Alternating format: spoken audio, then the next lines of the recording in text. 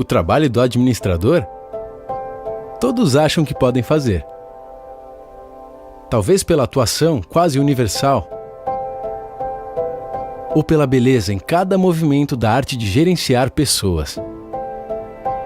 Não se trata apenas de perder, digamos assim, um cliente, não se trata apenas de perder um fornecedor, não se trata apenas de perder um talento. Se trata de garantir que todos eles estejam dentro ou fora da organização, mas participando dela, né? Isso é muito importante. Muito além de um órgão de fiscalização, nós, do Conselho Regional de Administração do Estado de São Paulo, nos preocupamos em comunicar ao mundo o valor do profissional para o sucesso de qualquer organização, pública ou privada, e o desenvolvimento de toda a sociedade. Contamos com 10 mil metros quadrados e dezenas de profissionais para garantir aos registrados e visitantes todas as condições para um ótimo atendimento. Além da sede, estamos fisicamente presentes em outras 8 cidades: Baixada Santista, Bauru, Campinas, Presidente Prudente, Ribeirão Preto, São José do Rio Preto, Sorocaba e no Vale do Paraíba, em São José dos Campos. Em todas elas, oferecemos serviços que vão desde a orientação profissional e o registro de pessoas física e jurídica, a emissão de certidões e da carteira de identidade profissional. Hoje, após a modernização do sistema, o registrado sai com sua carteira em menos de 40 minutos após ter realizado o pré-cadastro. Mas não paramos por aí. Estamos sempre evoluindo para garantir que o profissional tenha conhecimento das mais atuais ferramentas e teorias da administração. Nós precisamos estar sempre nos atualizando, ou provavelmente até nos reinventando a cada momento. Aí é que está o grande segredo. Você ter essa criatividade no nível mais alto da organização, para que a organização possa começar a pensar em como remodelar, reinventar o seu negócio. Para isso, promovemos eventos acadêmicos e práticos nas mais diversas áreas. Muitos deles frutos de trabalhos realizados nos 27 grupos de excelência do CRA São Paulo. Quando duas pessoas pensam da mesma maneira, você não tem inovação entre elas. Mas quando duas pessoas pensam de maneiras diferentes, esse intercâmbio de ideias produz o quê? Exatamente novas ideias, entende? E isso então permite você criar novos canais de resolução de problemas. Como todo bom profissional da administração, entendemos que o trabalho em equipe e a colaboração são essenciais para um futuro de sucesso. Em parceria com o SAESP, Sindicato dos Administradores no Estado de São Paulo, realizamos ações como o Clube de Serviços. Um conjunto de vantagens para todos os registrados em estabelecimentos de comércio, ensino e turismo, além de diversos serviços públicos e privados. Estar a serviço da administração é o nosso propósito de existir, nossa missão e o nosso trabalho. É assim que construímos um conselho sempre melhor para você e para toda a sociedade.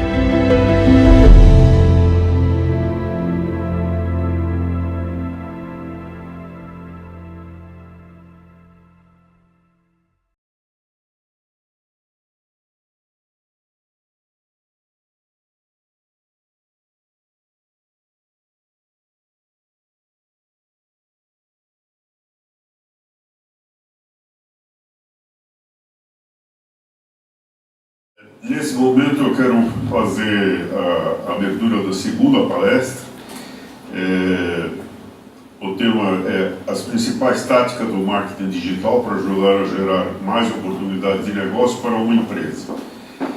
Heitor Cilheiro é diretor e consultor do WSI Digital Marketing, bacharel em administração, na verdade ele fez economia, eu que fiz aqui um erro de informação, pela Universidade Presbiteriana Mackenzie, focado em estabelecer e fortalecer a presença digital das empresas.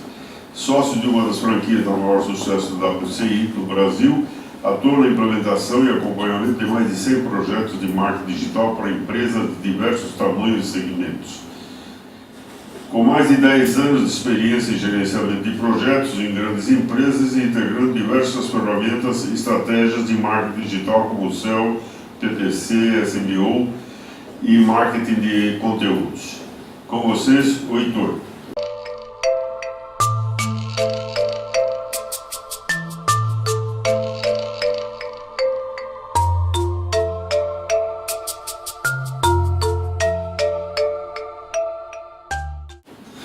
Bom dia, pessoal. Só trocar de microfone aqui. Alô, todo mundo me ouve bem? Bom, pessoal, a ideia é para tentar ser bem prático para vocês hoje, passar algumas das principais estratégias de marketing digital, como que vocês conseguem implementar elas na empresa de vocês e, principalmente, como que vocês vão conseguir gerar resultado financeiro no final do mês e fazer aquele ROI que todo mundo sempre pede para a gente. Então, só reforçando aqui, quais são os principais desafios que todas as empresas enfrentam no marketing digital? O principal é aumentar vendas e aumentar o número de leads. Leads são sempre os potenciais clientes que a gente chama na internet. E a gente sabe que vendas hoje é o principal combustível de qualquer empresa. Nenhuma empresa sobrevive se no final do mês ela não gera caixa para pagar as contas. E quais as táticas de marketing digital que geram mais resultados com base nessa pesquisa? Aqui em cima, grande parte fala de SEO e busca paga. Ou seja, SEO é aquela parte orgânica do Google que o Marco mostrou um pouquinho atrás, e busca paga são os buscadores, a parte do Google AdWords ou do Bing. Isso é o que direciona a maior parte do tráfego da internet hoje. Quando a gente fala da parte de 70% dos resultados online, eles estão aqui. Quando a gente fala da parte de mídias sociais, que geralmente todo mundo fala, quero começar pelo Facebook, deixa eu investir no Facebook, está aqui embaixo. Então, o gerenciamento de reputação em mídias sociais é importante? Muito importante. Mas não é a principal ferramenta que vai trazer resultado financeiro para a empresa de vocês, principalmente quando a gente fala de curto prazo. Pessoal, qualquer dúvida, se eu falar algum termo muito técnico, por favor me interrompa, pode ficar à vontade. A ideia é que esse é bem objetivo para a empresa de vocês. Então a ideia agora é falar um pouquinho sobre a questão de marketing de busca. O que contempla o marketing de busca? Como que nós vinculamos todas essas oportunidades? Essencialmente, eu sempre vou precisar do site, como o Marco falou, onde eu devo convergir as minhas principais estratégias digitais. SEO e links patrocinados. Eu não lembro quem que tinha perguntado, que falou que eu investi um pouco mais no AdWords, eu vi minha presença orgânica melhorar. Isso é um mito completamente. Não tem nenhum tipo de vínculo entre a parte do Google AdWords e a parte orgânica. Um caso prático disso daí é o próprio Decolar, que alguns anos atrás ele fazia algumas técnicas maliciosas para o Google e ele investia assim, milhares e centenas de reais no Google e mesmo assim era penalizado pelo Google na parte orgânica. Então ele investia lá 200, 300 mil reais por mês no Google e tinha os resultados orgânicos muito fracos porque ele fazia as técnicas não permitidas. Então não tem vínculo nenhum. SEO é uma coisa, uma estratégia completamente diferente da parte de AdWords. As duas são extremamente importantes, as duas são complementares e uma não anula a outra. O ideal é que vocês pensem essas duas estratégias na empresa de vocês. Hoje o marketing de busca, como eu falei, o Google é o principal direcionador de tráfego da internet. Quando você precisa saber alguma coisa, o que vocês fazem primeiro na internet? Vocês abrem o Google ou o Facebook? Todo mundo abre o Google toda hora. E isso daí está ficando cada vez mais comum em todos os dispositivos que a gente pode imaginar.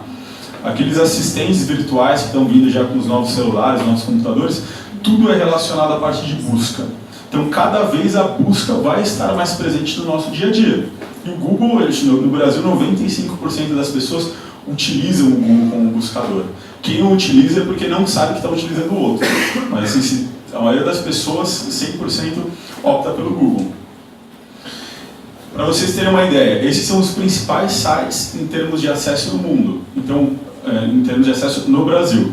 Se a gente olha o google.com.br, hoje é o primeiro site com maior número de acessos. O Facebook é o segundo. Opa, desculpa, pessoal.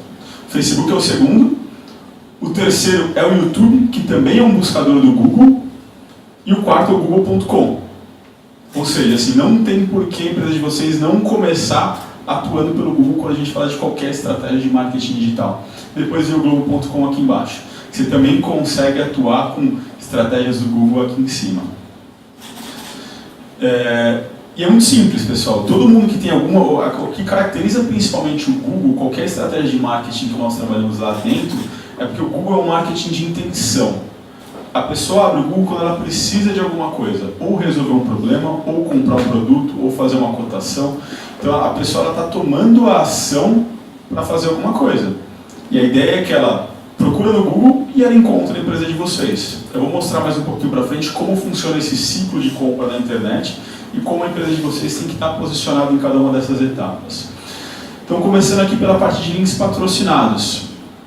Os links patrocinados são aqueles anúncios que aparecem no Google, são geralmente os 4 primeiros resultados que aparecem em qualquer tela do Google que vocês abrem, e o nome da ferramenta do Google que você usa para fazer essa gestão chama Google AdWords. Quem quiser depois acessar, você não paga absolutamente nada para criar uma conta, você só paga, ele funciona através de um sistema pré-pago, como se fosse de um celular. Então você coloca dinheiro no Google e ele vai consumindo, gastando. Acabou o dinheiro, ele para de exibir. Para empresas que são grandes, que vão investir acima de 20 mil reais por mês, você consegue até fazer um tipo de crédito pós-pago, mas assim, você tem que fazer análise de crédito com eles, é um pouquinho mais burocrático. Mas é muito simples. A partir de 500 reais por mês, qualquer empresa consegue investir no Google e começa a colher resultados.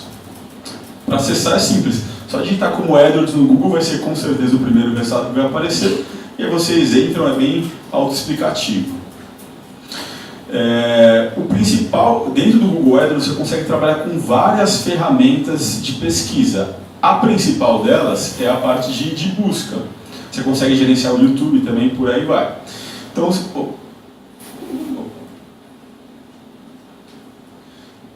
Então você consegue trabalhar com vários formatos de anúncio dentro do próprio Google AdWords. Por exemplo, aqui bateria para carros, são esses anúncios que aparecem aqui do lado, escrito uma questãozinha de anúncio. Então você consegue colocar diversas informações como site links da sua empresa, frase de destaque, extensão de local e por aí vai. Mas pode falar já? Pode, claro. Não, quando você bota o telefone, você bota o 0800, tem hora que ele aparece o 0800 e tem hora que não aparece. Você pode até botar no teu anúncio. Aparece. Sim. Por que isso? É que depende muito da busca que o usuário está fazendo e de quem que está concorrendo. E também do posicionamento do anúncio. São vários fatores que influenciam qual informação que o Google vai mostrar. O ideal é que seu anúncio seja 100% completo. Quanto mais completo o anúncio estiver, maior as chances de você receber um clique, que isso deve melhorar o seu índice de qualidade da campanha. Porque se eu estou com o 0800 lá, a hora que eu entro no Google, a hora que eu digito a palavra-chave, X, aí aparece lá. Se aparecer o 0800, o usuário, aquele que está buscando, não vai nem clicar no anúncio. Ele já pegou o telefone. Depende. Mas não tem ligação? Não. Isso aí. Depende. Ele pode clicar no anúncio. Se eu não clicar, se o usuário não clicar no anúncio, não vem. Mas assim, se você coloca aqui no Google, tem uma opçãozinha de extensão de telefone para aparecer o seu anúncio na chamada. Tem. Só que ele aparece, algumas vezes aparece, outras vezes não. Sim. Aparece constantemente. É porque isso é questão do algoritmo, depende muito da busca, de quem que está concorrendo com você na busca, de como que o usuário escreve. São vários fatores que fazem o Google mostrar ou não isso daí. Então, quando você analisa a palavra-chave, já, por exemplo, você vê, teve tantos cliques, teve tantos na palavra-chave, entendeu? Não tem diferença. De repente ele aparece ou não aparece. Mas tudo bem, pode seguir. Então, depois se quiser eu posso te explicar melhor como que funciona essa parte. E uma dúvida que todo mundo geralmente pergunta é quanto custa para investir no Google? Quais são os primeiros passos? É caro? É barato? E aqui eu trouxe um print, pessoal, que mostra uma tela da nossa própria MCC, que é a ferramenta de gestão de contas por trás do Google. E aqui ó, os nomes dos clientes estão tampados, né? Mas eu consigo ver aqui no período de um mês, tem clientes aqui ó, que você paga às vezes R$1 para receber um clique no Google. Ele investe R$33 mil por mês, então tem um bolso um pouco maior. Outros clientes que pagam aqui 44 centavos para receber um clique, investe apenas R$2 mil por mês. E assim por diante, tem custos por clique que chegam a R$5 e investe quase R$3 mil por mês. O exemplo que o Marco citou de desentupidora, o custo por clique é quase R$80, é muito caro. Outro custo por clique que é extremamente caro é de coroa de flores, que é uma coisa que a pessoa não pesquisa muito, né? Você abre no Google, pega o primeiro, toma a decisão e já compra. Então quem aparece em primeiro lugar é extremamente importante, porque o Google ele funciona num sistema de leilão. Não é quem paga mais aparece em primeiro, e sim quem paga mais e tem a melhor qualidade. Então você precisa sim pagar um valor alto, mas ter uma qualidade muito boa de campanha de anúncios e de palavras-chave. Então, não é simplesmente eu estou fazendo uma campanha que não tem qualidade nenhuma, se eu colocar o máximo de dinheiro lá, eu não vou aparecer em primeiro lugar ainda. Então, teoricamente, quem tem o maior bolso pode aparecer mais. E aí as palavras-chave que elas são mais concorridas, que tem mais pessoas brigando pela mesma posição, naturalmente vão ficando um pouquinho mais caras. Então aqui vocês conseguem ver vários exemplos. A quantidade de conversões aqui é aquele exemplo que o Marco falou, de quantas pessoas clicam no meu anúncio do Google, chegam no meu site e preenchem um formulário de orçamento. Isso aqui é como se fosse um pedido de compra, uma requisição. Então eu consigo mensurar quantas pessoas estão clicando em cada um dos meus anúncios, quantas pessoas estão clicando nas palavras-chave e sim, quanto isso está gerando de orçamento. Na próxima, mais no final da palestra, eu vou mostrar algumas outras ferramentas que vocês conseguem ver, além do pedido de orçamento, o que gerou venda. Por favor, eu queria entender melhor esse número, 1.326,90. São conversões. Eu não sei por que está o 0,90 aqui, mas é conversões... É justamente o fracionado, mas tudo bem, não tem problema. Os outros não estão. Esse é um N, esse é um número. Isso não é uma cifra. Não, o número. 518 pessoas preencheram o formulário de contato. É que aqui são diversos tipos de conversões, elas estão agrupadas. Você tem conversão de ligação, por exemplo, se a pessoa procurou no Google, ela pegou o seu telefone que está lá. O Google ele cria uma máscara de telefone e sempre coloca nos anúncios. Então, se a pessoa pegou aquele número e ligou, ela sabe que mesmo sem você clicar no anúncio dela, ela gerou uma conversão para você. A pessoa que ela cai, também tem outros tipos que são conversão de visualização. A pessoa viu o seu anúncio, ela não clicou no seu anúncio, depois ela entrou no seu site por um outro caminho, pode ser através até do Facebook, e preencheu um formulário de contato. O Google consegue identificar que ela viu o seu anúncio e depois preencheu um pedido de orçamento. Isso daí tem um suporte, é uma conversão de reforço. Conversão, você que define o que você entende como conversão. Sim, aqui eu estou dando um exemplo com o pedido de orçamento, que é a principal da maioria das empresas. Mas existem macro conversões, que são as realmente importantes para o seu negócio, na maioria das vezes é tudo que é atrelado à venda, e tem micro conversões, que às vezes pode ser o download de um e-book, a pessoa assistiu um seu vídeo institucional, um vídeo de demonstração, que sim, é uma conversão, mas não é o que efetivamente vai gerar receita para você naquele momento. Você pode ter conversão com zero. Sim, a conversão você que define. Para quem não tem nenhuma conversão ainda, a sugestão, vou até falar um pouquinho mais para frente, é sempre comecem com pedido de orçamento, que é o mais importante. A pessoa tem que cair no seu site e pedir um orçamento para a sua empresa do seu principal produto ou serviço. Essa tem que ser sua principal conversão no marketing digital. E aqui você consegue ver então também outra métrica importante, que é o custo por conversão. Quanto você está pagando para receber um orçamento? Tem pedidos que às vezes são R$24, R$11, R$50. É até uma métrica para você saber se você consegue investir mais no Google ou você consegue reduzir um pouco o orçamento. E aqui, pessoal, a ideia desse slide aqui mesmo é mostrar que o Google funciona para qualquer um, para qualquer bolso, para qualquer tamanho, para qualquer segmento. São segmentos completamente diferentes, dimensões aqui completamente diferentes, custos por conversão e por clique completamente diferentes, e por aí vai. E como que você faz para estimar o orçamento? Legal, quero investir no Google, quanto que eu sei, por onde que eu começo, quanto que eu coloco? Tem essa formulazinha aqui que nós desenvolvemos, que ele mostra, nada mais é do que você tem que começar pelo número de quantos pedidos de orçamento você quer receber por mês. Então eu sei que para minha empresa efetivar uma venda, eu preciso gerar, a cada 10 orçamentos eu consigo fazer uma venda.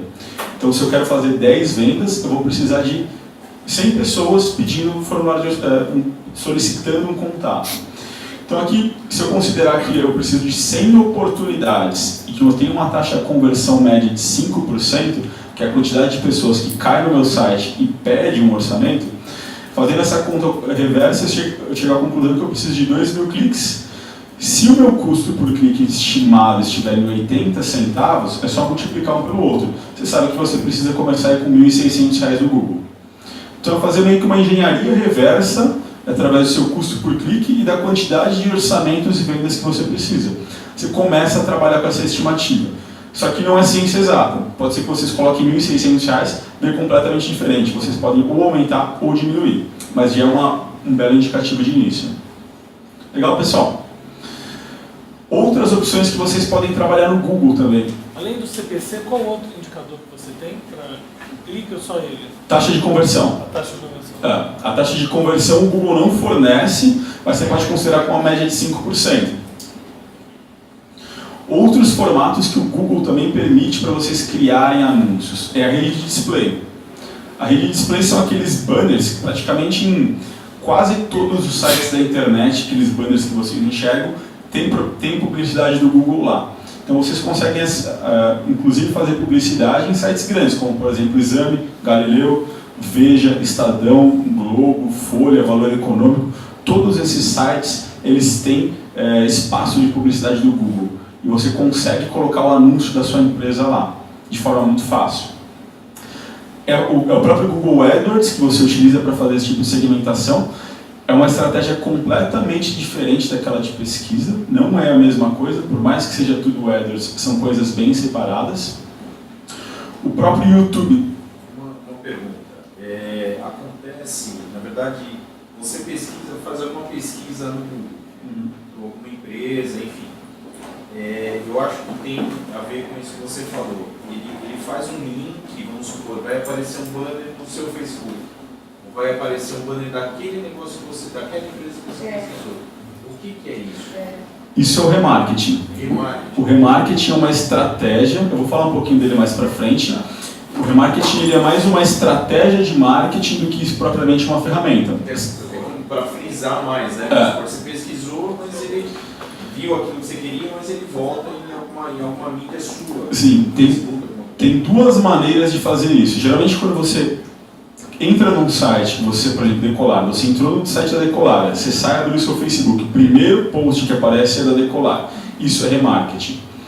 Ele sabe qual página que você acessou, e aí quando você abriu o Facebook ou qualquer outro site da internet, ele fala, para quem visitou essa página aqui, por exemplo, de pacote para Miami, quando essa pessoa sair e for para outro site, eu quero mostrar um anúncio de pacote para Miami para ela. É a estratégia de remarketing usando o display. Display. Dentro do display, você consegue criar vários tipos de campanha.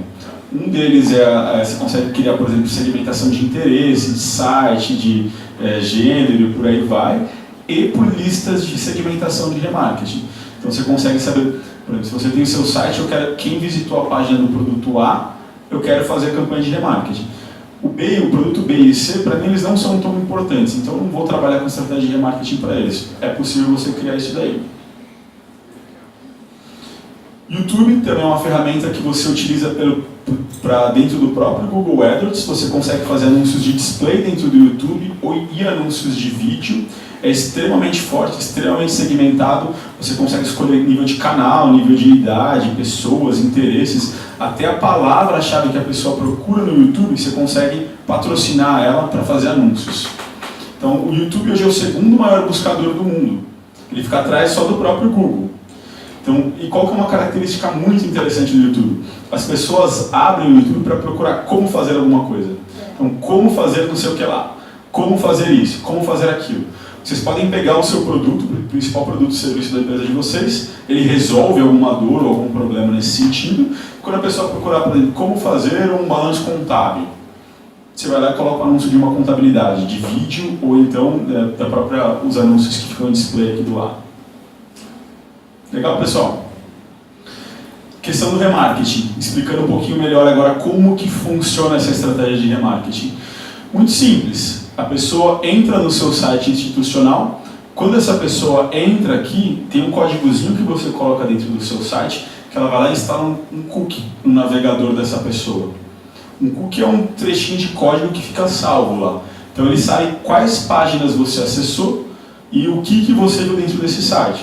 E aí quando ele sai e vai para um site da internet que vende publicidade do Google, você consegue vincular. Então ele sabe que você entrou aqui, quando você entra no próximo site, o seu cookie ainda está no seu navegador. Então ele consegue te mostrar. Por isso que tem a opção desabilitar cookies, Sim. para você não ser invadida, é isso? Não invadida, para não ser rastreada, digamos assim. Não, é que eu acho que às vezes eu acho uma invasão você entrar no site e ficar abrindo um anúncio ali, que você... tem mais endereço. Isso. Invadida nesse sentido, é uma invasão de privacidade. Então, por isso, desabilitar é que eles não vão poder mais me rastrear. Sim, inclusive se você vê em sites da União Europeia, eles têm uma política completamente diferente do Brasil. Todo site que você acessa de multinacional aparece uma janelinha logo no começo. Esse site utiliza cookies, dê um ok se você deseja continuar. Se você não quer continuar, você sai. Porque a própria legislação europeia informa que os sites precisam fazer isso. Aqui no Brasil não tem essa legislação. Os sites sérios e tal, eles já têm isso, já coloca. É porque provavelmente eles respeitam essa política. A navegação anônima elimina.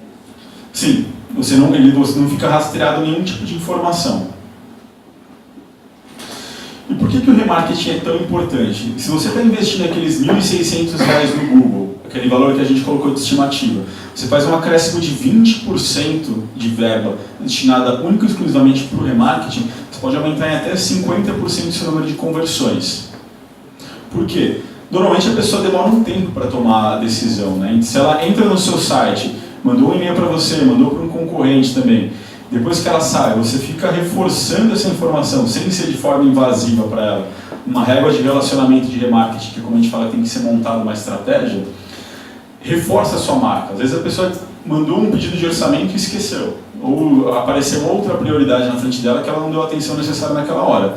Depois de 6 meses, em até 6 meses, você pode reimpactar essa pessoa. Então assim, isso daí pode aumentar muito suas chances de vendas. Então, por exemplo, se você investe R$1.000 no AdWords, coloca mais R$200 para remarketing, e com os R$1.000 você tem um retorno médio de 5.000, só esses R$200 adicionais pode aumentar o seu retorno para quase 7.500. Então ele é extremamente forte. Isso aqui você pode usar para tudo, para venda recorrente, para venda pontual. Então, por exemplo, eu tenho um produto que a pessoa tem que comprar todo mês. Ela comprou uma vez, eu consigo através do remarketing, depois de 25 dias, começar a mandar anúncio para ela e falar assim, lembra-se, você precisa comprar de novo esse produto. Isso daí, você consegue fazer upselling, cross-selling, enfim, N tipos de estratégias utilizando a campanha de remarketing. Falando um pouquinho de SEO agora, pessoal, que é a parte orgânica. Então, só para ficar bem claro, o que é o SEO e o que é o AdWords. Então, por exemplo, aqui eu tenho uma página uma página de resultados do Google, quando eu procuro por gestão de mídias sociais. Os 4 primeiros resultados, na maioria das vezes, são anúncios. Como que eu sei o que é anúncio e o que não é? O que está escrito aqui do lado, bem discreto. Antes o Google deixava em outra cor isso, em um destaque maior. Hoje está extremamente discreto. E depois aqui o resultado orgânico vem aqui para baixo. As duas estratégias são extremamente importantes. Um pequeno detalhe, quando você procura hoje no próprio celular, quem usa o aplicativo do Chrome, quando você procura por qualquer serviço, todos os resultados que aparecem na primeira tela são anúncios. E depois para baixo está a parte orgânica. Então, eu queria falar um pouquinho, fazer uma indagação rápida. Opa, obrigado. Eu já estava para fazer essa indagação desde a comunicação do Marco, mas agora eu vou aproveitar esse gancho. Eu estou pensando do ponto de vista do consumidor. Em termos de credibilidade, eu tendo, como usuário consumidor, eu tendo a dar muito mais importância para a primeira entrada pós-anúncio do que para as 4 anteriores, aquelas que são pagas. Porque eu suponho que sejam informações mais legítimas em função desse ranking orgânico do Google, não é isso? Não é possível que haja mais pessoas que pensem da mesma forma que eu e que passem batido por essas 4 primeiras, que são anúncios, justamente porque tem um pressuposto de que se a coisa é boa, tem boa reputação, tem boa credibilidade, por si só ela se banca com menos esforço de anúncio. Faz sentido isso ou não? Sim e não. Algumas coisas sim são verdade, outras não. Hoje, mais de 90% do resultado do Google vem da verba de anúncios. O Google ganha dinheiro com isso daqui. Ou seja, as empresas utilizam muito. Se não funcionasse, nenhuma empresa utilizava. Por mais que seja tudo Google, são estratégias completamente diferentes, em momento completamente diferentes. Não é a mesma coisa, por isso que ele pode ser bastante. A estratégia de SEO é diferente da de AdWords e as duas são complementares. Geralmente os anúncios, eles atingem um consumidor em um outro momento de compra. Quem clica em anúncio está mais propenso e mais próximo para comprar. Por exemplo, se você estiver precisando comprar alguma coisa com certa urgência, você procura no Google, você encontra um anúncio falando especificamente do produto que você está falando, entrega em 24 horas e frete grátis para todo o Brasil. Você é propenso a clicar nesse anúncio. O próprio Google Shopping mostra isso daí quando você procura por um produto, ele mostra as imagens do produto com os preços já, inclusive as recomendações. Quem está procurando por aquilo lá, clica no anúncio. Ele pode também clicar no orgânico também, mas isso aqui funciona muito. Boa parte das conversões e de fechamento de vendas efetivamente vem daqui. Então, assim, as pessoas não ignoram, são estratégias completamente diferentes, não confundam as duas que tudo Google, vou criar uma estratégia de Google. Não é isso. Eu preciso sim ter estratégia de SEO, que ela é focada em branding, em posicionamento de marca e também em conversão. E aqui em cima, na parte de anúncio, eu tenho uma estratégia voltada em conversão. Como é que se chama? Guilherme. Guilherme, eu trabalhei na Philips 10 anos. De 68 a 78 nós usávamos muito pesquisa de mercado. O que você informou 30 anos atrás, 20 anos atrás, era um fato. E por isso que as empresas usavam aquilo que se chamava relações públicas, ou press release, né, que eram matérias que iam para os meios de comunicação e que eram usadas pelas editorias das revistas para comunicar sobre um determinado produto. E naquele período lá atrás, nós fizemos pesquisas e realmente existia uma influência muito forte de que se a recomendação estava sendo feita através de um anúncio, tinha a conotação de que aquilo era uma intenção de vender, que era um fato. Enquanto que a outra informação que vinha através da mídia, através de uma matéria, ela ganhava credibilidade com o usuário. Isso aconteceu lá atrás. O que está acontecendo hoje, o que me parece que ainda não está muito claro para mim, é que nós somos um país extremamente complicado em termos de país. Nós temos diferentes níveis de educação, de cultura, e hoje a internet penetrou em todos os níveis sociais. Mas eu creio que o comportamento dos usuários da internet ele não é tão assim linear. Tem variáveis muito fortes em função da cultura. Eu costumo dizer, e muitas vezes a pessoa que me conhece sabe, o Brasil não é a Avenida Paulista, não é o Jardim Paulista e não é a 9 de Julho, já que nós estamos aqui. É só andar 60 quilômetros no sul, você vai para uma cidade chamada Juquitiba, e você vai verificar que parece que a gente está 150 anos no passado. Mas isso não quer dizer que lá não tenha também internet, e não tenha pessoas usando internet. Só que o nível de informação, de conhecimento, é outra atitude. Mas os dados que vocês estão apresentando, para mim é importante, é o seguinte, é o uso de pesquisa. E essas pesquisas, como elas são feitas de forma digital, não tem influência de urna eletrônica e coisas do estilo, né, que pode ser alterado o resultado. Então, eu creio que é muito importante que isso não está num contexto isolado, está dentro do planejamento, que foi o que o Marco colocou no começo. Sim, o importante é justamente distinguir essas duas estratégias. Normalmente as pessoas pensam, Google, é tudo igual. E não, são coisas bem diferentes. A própria mecânica de operação e o planejamento de cada uma das estratégias é diferente. Ambas se baseiam em palavras-chave, sim, mas em SEO eu uso um formato e uma estratégia, em AdWords eu uso outro formato e outra estratégia. Não confundam, por favor, as duas coisas. Legal, ficou claro aqui então, pessoal? Só um comentário bem rápido. O que o Jorge falou, Guilherme, acho que se complementam, né? São posições complementares. O ponto principal é que quando a pessoa sabe para que serve o anúncio, normalmente, isso eu falo por experiência, um pouco alinhado com o que o Guilherme colocou, a pessoa evita entrar nele.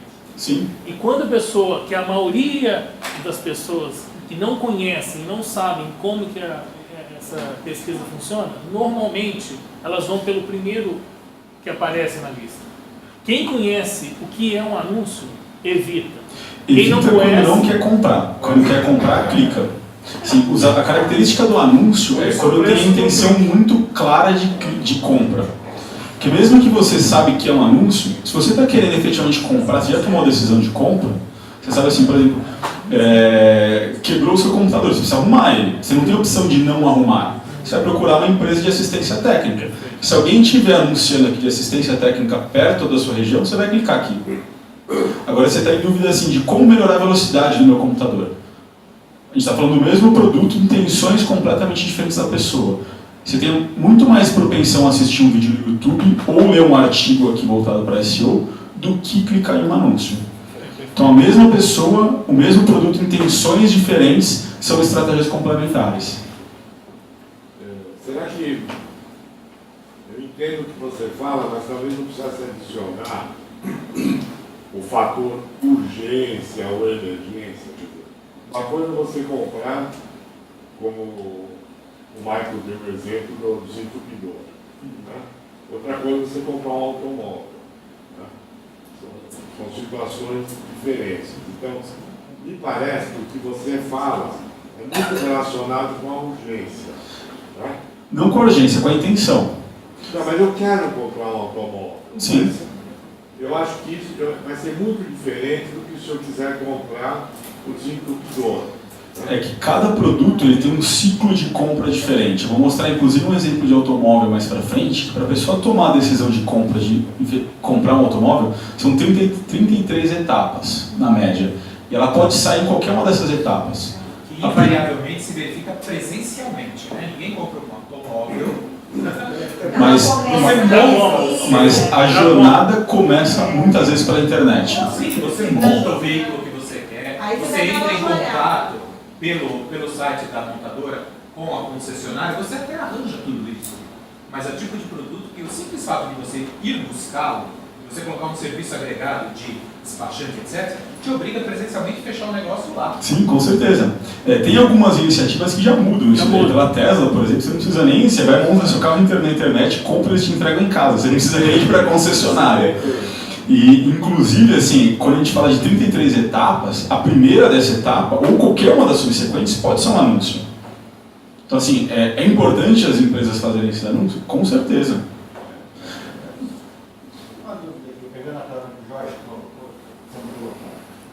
Você tem uma segmentação, uma estratificação de qualquer negócio. Né? E quando você está quando você está usando um mecanismo como a internet, você tem uma massificação. Eu acho que é aí que começa a ter um conflito. Quer dizer, eu tenho um único site, um único recurso, só que eu tenho perfis completamente diferentes. Então, agradar todo mundo é muito complicado. Você não consegue identificar, apesar do Analytics tentar te dar um perfil mais ou menos, etc., mas você não sabe se quem está entrando ali tem o poder da compra, se quem está entrando ali é o curioso, se é o concorrente, né? Então, eu acho que esse é o grande problema. Quer dizer, nós saímos de um jornal reativo e estamos entrando numa internet reativa, e não proativa.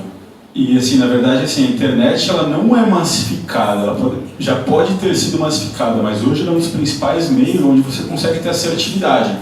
Quando a gente fala de ferramentas, por exemplo, como o LinkedIn, você consegue saber idade, cargo, com quem que você quer falar, de qual empresa, em que universidade essa pessoa estudou. Então você não está falando de massa, você está falando de nicho. E o AdWords é a mesma coisa. Através da segmentação correta de uma campanha, você consegue acertar pessoas que estão procurando por aquele problema e não atingindo a massa. A própria segmentação de anúncios do YouTube, do próprio display, você consegue escolher lá, eu quero falar com pessoas de 18 a 24 anos, que moram na cidade de São Paulo, que acessam tais sites, que têm interesses por informática, isso, e enfim, que também que não gostam de determinado assunto. Então você sai da massa e você fala extremamente com nicho. A internet sim proporciona isso de forma muito clara. Não é tão fácil de fazer, mas sim, é possível fazer qualquer coisa na internet. Hoje, assim, os principais desafios, até um dos termos que está muito em usabilidade, hoje que estão usando muito, é a questão de growth hacking, que é como que você faz esse marketing de experimento. Vou testar um anúncio novo, eu consigo segmentar ali 500 pessoas, e o próprio Google te mostra. Você vai colocando as segmentações, ele fala, você vai atingir 1000 pessoas com essa segmentação. Aí você vai lá, testa um anúncio. Não deu certo, vai lá e corrige. Faz um teste, uma segunda versão, uma terceira versão. E por aí vai. Então a internet permite você fazer isso de forma muito fácil. Antes, quando você, por exemplo, há 10 anos atrás, você queria testar um anúncio na TV, como que você fazia? Não tinha teste. Você colocava na TV, veiculava, viu que dava de resultado. Não, aí não. Eu tive uma experiência na Philips também. Quando eu assumi um cargo na Philips em 1972, gerente de produto de Philips, eu cheguei no cargo e já tinha pronto um vídeo no Dia dos Pais. E era um vídeo em que a agência tinha feito, a Leo Burnett, que é uma das maiores agências americanas em Nova York, a sede, e eles tinham feito um vídeo que o ator que estava fazendo o papel de usuário do produto, ele pegou o barbeador e ele cantava Only You, usando o barbeador como se fosse um microfone. Eu sou de uma velha guarda, com 74 anos, sou de uma velha guarda, com longa experiência, e sempre na minha vida eu usei um princípio de que a gente não brinca com o produto. Tá? Tem que ser sério e tem que respeitar o mercado, tudo isso que você está colocando, para mim, é história passada que também já vivenciei. O que você só não comentou nessa história agora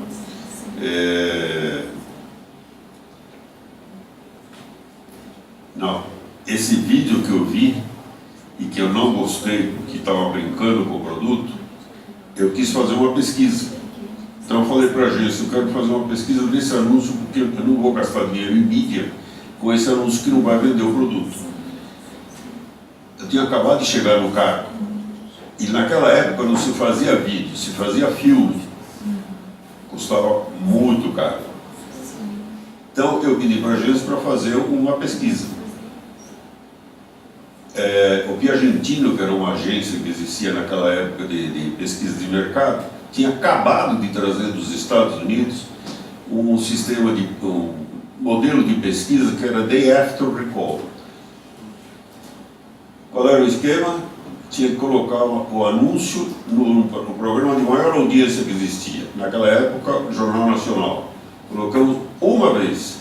No dia seguinte, a agência de pesquisa fez a pesquisa do que aquele filme teria informado. Eu não usei aquele filme. A pesquisa mostrou que, de fato, aquela sensação que eu tinha com relação a essa brincadeira com o produto não ia ajudar a vender o produto. Então, a pesquisa mostrou bem detalhes sobre tudo isso, mas isso já foi feito, então não é bem assim. Você pode, sim, um anúncio de televisão, você pode, hoje, eu estou falando de 1972, hoje pode sim fazer uma pesquisa sobre um vídeo, anunciando uma vez e no dia seguinte pesquisando, saber se aquele vídeo está comunicando o que você tinha como meta, como objetivo. A outra coisa que eu queria, só voltando para a tua apresentação, é que além do segmentação, você tem também a questão da definição de território no Google. Sim, a segmentação pode ser até por raio. Então, eu quero atingir pessoas de determinado bairro, eu consigo selecionar aquele bairro. E o que eu quis dizer em relação a testes, hoje, provavelmente com assim, 0,1% do orçamento que você pode pegar, você consegue fazer o mesmo teste. Então, grava o vídeo com o celular, Hoje um iPhone ele tem qualidade sim para gravar vídeo para você colocar na internet. Você segmenta o público, coloca o vídeo, você consegue ver qual trecho do vídeo seu público assistiu e o principal, se ele clicou e tomou alguma ação depois daquele vídeo. Se ele clicou às vezes no vídeo do barbeador, foi para a página do barbeador, comprou online, viu a página inteira, se ele se interessou por aquilo ou se gerou uma rejeição. Você faz isso em menos de um dia hoje. E aí você consegue corrigir esses detalhes da campanha no ar e aprimorando cada vez mais o resultado. Esse é um dos conceitos de Growth Hacking. Tá? O marketing digital, o Growth Hacking, ele surgiu com o McDonald's lá na década de 50, eu acho. Mas na década de 50 não, na década de 70. Mas hoje o marketing digital proporciona muito forte você conseguir fazer esses testes, esses experimentos em menos de 24 horas e colher resultado real de venda. Legal, pessoal? E onde que as pessoas clicam quando a gente fala principalmente de Google? Por que é tão importante estar na primeira posição? Esse aqui é um gráfico que ele mostra a taxa de clique da primeira posição até a segunda página do Google. Então a gente vê nitidamente que as primeiras posições sim são as que direcionam muito tráfego para o Google. Quem está na primeira posição do Google recebe geralmente 35%, 34% do tráfego da internet. Então, por exemplo, se eu ofereço um produto de treinamento, de curso de liderança, e tem 100 mil pessoas que procuram isso daí mensalmente, eu vou receber 35% desse tráfego. É muita coisa. Por isso que é extremamente importante vocês estarem bem posicionados na primeira posição do Google. E à medida que o gráfico vai descendo, vai caindo drasticamente. Então a última posição da primeira página, aqui eu não estou nem falando da segunda página, a pessoa nem virou. A última posição da primeira página recebe 1,5% do tráfego. Então cada posição que você ganha no Google, isso daí você consegue ver diariamente praticamente a melhora de resultados em tráfego. Então sim, é extremamente importante vocês estarem bem posicionados e fazer uma estratégia de SEO. Lembrando que o SEO é sempre estratégia de longo prazo. Se a gente for fazer um comparativo, Google AdWords, que é a questão de anúncios, ele é como se fosse uma lancha. Você pilota muito rápido, ele te leva rápido, você consegue fazer curva, enfim, fazer qualquer coisa muito fácil. O SEO é um navio. Ele é bem mais devagar, leva uma quantidade de carga muito maior e você não consegue ter tanta flexibilidade, tanta agilidade quanto uma lancha. E quais são os principais... Só um detalhe. Em relação a aparecer em primeira, segunda, terceira posição, ou na primeira parte, segunda, terceira, quarta, isso aí não está vinculado à minha formatação do que eu vou dar para efeito de procura e também em relação ao cliente, o termo que ele vai buscar para me dar um posicionamento na primeira, segunda, terceira, quarta. Sim, como que funciona? Hoje, Desculpa, quando eu faço a estratégia a partir da distribuição de termos, ele vai buscar dentro de uma determinada linha, mas efetivamente pode me jogar para uma segunda, terceira, quarta página. O que ele usa para fazer isso? É o sentido ofensivo, alfabeto, como é que ele faz essa escolha, essa definição? Hoje são mais de 200 fatores que o Google leva em consideração para posicionar um site ou não. Quando você está fazendo uma busca no Google, você não faz uma busca na internet, você faz uma busca num índice que o Google cria da internet. Então como que ele faz isso daí? Ele pega para diversos tipos de palavras-chave e para correspondências e cria um índice. Então para quem procura por determinado termo, esses são os primeiros resultados que devem aparecer. Para quem procura por isso, são esses os outros resultados. Isso daí é dinâmico e vai mudando constantemente. Então, quando você cria uma estratégia de SEO, o primeiro passo no planejamento é você levantar para quais palavras-chave você quer aparecer. Você não vai conseguir aparecer para tudo. Então, você tem que ver quais são os seus produtos e serviços mais importantes, o que vai direcionar tráfego e o que vai direcionar vendas, que é o mais importante. Depois que você seleciona tudo isso daí, aí você vai para ver como você precisa construir seu site, seu conteúdo e por aí vai, para você conseguir fazer o Google indexar. Então, quais são os principais pilares do SEO quando a gente fala na hora de construir uma estratégia? Primeiro, o conteúdo. Você precisa, não existe estratégia de SEO sem conteúdo.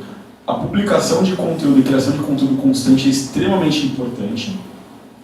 A arquitetura do seu site, como o seu site está arquitetado tanto em questão de informação quanto em questão de código. Os dois itens são extremamente importantes. HTML e a parte de SEO on-page, que nós chamamos, que é justamente, se o site foi construído da maneira correta para a internet, ele está usando a semântica correta, os códigos estão da maneira correta, se sim você ganha pontos, se não você perde pontos. E a questão de link building, que link building nós podemos considerar como se fosse uma assessoria de imprensa. Ou seja, o Google ele funciona também através dos links, é um dos critérios mais importantes ainda. Teoricamente, quanto mais links apontam para o seu site, você tende a ser mais relevante, mais importante na internet. Mas quantidade é o oposto de qualidade. Então, se você tiver um link extremamente importante, por exemplo, de um site do governo federal, e tiver outros 1000 links de blogs extremamente fracos, o link do site do governo federal ainda vai contar muito mais do que esses 1000 links. Então, não se preocupem com quantidade, e sim com qualidade na parte de geração de links. Só uma pergunta. E esses sites prontos, por exemplo, do UOL, mas ele tem toda essa arquitetura que está adequada Na maioria das vezes, não. Não, porque assim, essas plataformas que eles vêm prontas, o código é fechado. Quando o código é fechado, se você precisa implementar alguma tag ou ajustar qualquer coisa de título, não funciona. Eles têm que criar uma estratégia, um modelo que funcione para todo mundo. Dependendo do seu segmento e da sua concorrência, você tem que trabalhar de uma forma diferente. E isso daí não vai atender. Uma plataforma, pessoal, se vocês quiserem até tomar nota, que hoje funciona muito bem, e ela é bem adaptada para essa questão de SEO, principalmente de arquitetura e do on-page, é o WordPress. O WordPress, na verdade, ele é um CMS, que ele é um gestor de conteúdo. Você precisa, sim, contratar a sua hospedagem, ter o seu domínio registrado, e aí você vai lá e instala o WordPress na sua hospedagem. E aí tem vários temas que você pode comprar e utilizar. Eles não vêm 100% pronto, mas eles já fazem metade do caminho na hora de trabalhar com a questão de SEO. Então, assim, se você for optar por um Wix da vida, em vez de você contratar um Wix, contrata uma hospedagem, pega um tema WordPress, instala o WordPress lá, instala ele. Você vai precisar, assim, de um programador que ele não é tão simples de mexer, não é qualquer um que consegue, mas é muito fácil. Você já vai estar, já vai ter dado o primeiro passo na hora de aparecer organicamente no Google. Uma dúvida. No YouTube, esse SEO, como é que funciona? São outros fatores que funcionam para o posicionamento de um vídeo no YouTube.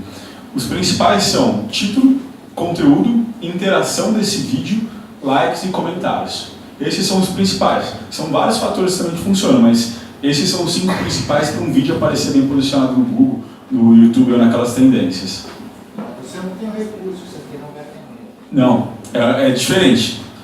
Quando a gente fala de SEO para vídeos, é completamente diferente do que SEO para o Google. Não, é tudo Google, mas são coisas diferentes. Isso é uma coisa que precisa ficar bem clara, pessoal. Quando a gente fala de internet, por mais que o Google é um guarda-chuva gigante e o Facebook também é um guarda-chuva gigante, cada caixinha lá dentro tem uma estratégia diferente, uma atuação diferente, uma tática completamente diferente. Quando a gente fala de Google, assim, em poucos casos a gente viu aqui são 5 completamente diferentes. O AdWords, que é a parte de pesquisa, Display também completamente diferente, YouTube completamente diferente, SEO diferente e remarketing diferente. Para cada uma dessas táticas você tem que fazer um planejamento e criar táticas de atuação diferentes, não é a mesma. Então funciona assim em blocos diferentes, por mais que seja tudo Google. Legal? Nessa questão da arquitetura, a minha sugestão é de que vocês incluam acessibilidade, que é uma coisa que já foi, tem legislação nacional, tem um monte de iniciativas nesse sentido para que as arquiteturas dos sites ou dos portais, como agora estão mais sendo identificados para que haja mais interatividade com o usuário. Mas faz 60 dias atrás a Prefeitura de São Paulo lançou o selo da acessibilidade. Então, é a Secretaria da Pessoa com Deficiência que foi quem desenvolveu essa ideia de criar o selo da Prefeitura de São Paulo, dando a confirmação de que aquele site ou aquele portal permite acessibilidade para pessoas com deficiência visual ou auditiva. E isso parece ser que hoje, se você vai criar um novo site, essa variável tem que estar dentro do contexto. E Eu creio que essa apresentação que vocês estão fazendo, essa tua última colocação de que,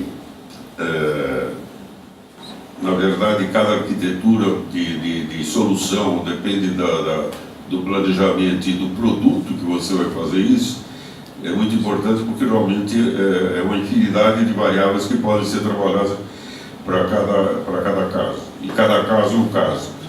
Por isso que, como eu tenho aqui atrás de mim 2 advogados, e eu brinco sempre que a primeira palavra, você chega para um advogado e pergunta, escuta, mas se essa arquitetura, a resposta do advogado vai ser depende. Porque tudo depende. Então, realmente essa estrutura que vocês apresentam de forma genérica, que eu já tinha assistido, por isso convidei vocês para virem fazer essa apresentação e trocar ideias com o pessoal que tem interesse sobre marketing digital. É bom que todo mundo que está aqui nessa sala entenda que isso que está sendo apresentado não é uma solução específica para um produto. Aqui está se tratando tudo muito de generalidades e de técnicas que estão disponíveis. Né? Eu estava conversando com o Paulo aqui atrás de mim sobre uma questão que eu venho falando já faz vários anos, porque eu estou dentro da internet desde que começou. Os advogados continuam lutando e discutindo e procurando criar legislação sobre a privacidade. E eu costumo dizer, e o Paulo discorda de mim, mas é o direito dele, que a privacidade não existe mais. Na hora que você vê toda essa informação, todo esse tipo de possibilidade de monitoramento da informação de quem usa a internet, é impressionante. A questão de usar primeiro, segundo, terceiro e não ir para a segunda, terceira ou quarta página, eu creio que aí entra um problema muito de cultura da internet. O sujeito que usa a internet, ele quer solução rápida. Ele não fica procurando, não entra num site que é difícil de baixar, ele vai embora. Então, ele não tem essa, vamos dizer assim, essa pesquisa com a tranquilidade.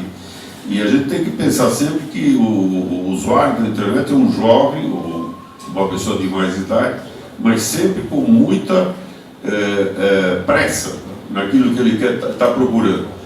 E com uma dependência do celular muito forte, porque agora pelo celular acessa qualquer serviço que exista hoje na internet, e por isso que nós, inclusive na OAB, eu faço parte de um grupo que estuda o direito digital e compliance, e de outros grupos, nós temos a informação de que no ano passado a Organização Mundial de Saúde já classificou que a dependência do celular, principalmente por jogos, é uma doença, uma dependência semelhante à dependência de qualquer droga, cocaína, maconha, o que você quiser escolher. Sim. E isso você vê no dia a dia, na rua, nos estacionamentos, nas calçadas, a pessoa fica andando sem olhar para o chão, vendo um aparelhinho. E por isso que ele fica de um acesso muito superficial também. Eu creio que já foi dito, isso não sou eu que diz, muitas pessoas que estudam esse mercado falam que a geração atual é muito superficial. Por quê? Porque ela vai muito rápido para as informações. Então eu creio que essa variável tenha também essa questão de atender primeiro, segundo e terceiro, tem alguma coisa a ver com a cultura da internet, onde se procura informação rápida e não se pesquisa há muito tempo, e não tem tempo para pesquisar, porque está sempre dependendo de tudo aí. Assim, alguns pontos. Primeiro, assim, a privacidade acabou quando você tem um cartão de crédito já, né? Não foi nem a internet que acabou com ela. A questão de acessibilidade, ela se encaixa muito nessa questão de on-page, que a partir do momento que você estrutura um código da maneira correta, qualquer pessoa que tiver dificuldade visual e ela acessar um site com um navegador que possibilita a leitura, se seu código estiver certo, ela vai conseguir acessar muito bem esse site. Por isso que a parte de on-page é extremamente importante. Dando um exemplo na imagem, a pessoa o Google não consegue ler a imagem ainda. Já tem vários testes que estão fazendo isso daí. Mas quando você coloca uma imagem no seu site, se você dá o título dela corretamente, dá os códigos corretos, uma pessoa que entra com, mesmo que ela não enxergue, se ela abre um navegador que faz a leitura do site, ela vai saber qual que é aquela imagem. Só que fazer isso da maneira correta dá trabalho. São mais horas de trabalho na hora de desenvolver o site. Por isso que a maioria das empresas não fazem. E por isso que é tão importante você montar um código correto para dentro da parte de SEO. O mais completo possível, com a melhor arquitetura possível, da melhor forma possível. Legal, pessoal?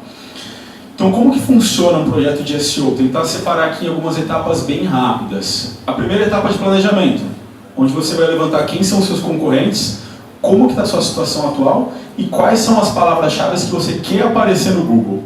Lembrando que assim, você não tem controle sobre isso, mas você consegue falar para o Google priorizar. Teoricamente, você intensifica seu trabalho nas palavras que são mais importantes.